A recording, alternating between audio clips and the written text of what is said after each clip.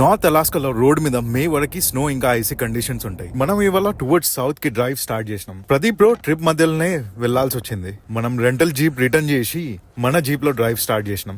అలాస్కాలో road system state size లో ఒక fraction మాత్రమే. అందుకే నేను ఎప్పుడు ఎక్స్ట్రా ఫ్యూయల్ క్యారీ చేస్తూ ఉంటా. మనం కావాలనుకున్నప్పుడు గ్యాస్ స్టేషన్స్ దొరికాయి. సో సేఫ్ సైడ్ అన్నట్టు. ఫుల్ ట్యాంక్ మొత్తం 245 మైల్స్ వచ్చింది. బేసిక్ గా జీప్ లోకల్లో తిప్పేసరికి మైలేజ్ దొబ్బింది. ఒక గ్యాలన్ కి 12 మైల్స్ అట్లా ఇస్తుంది. 11.5 12 మైల్స్ అంటే చాలా తక్కువ.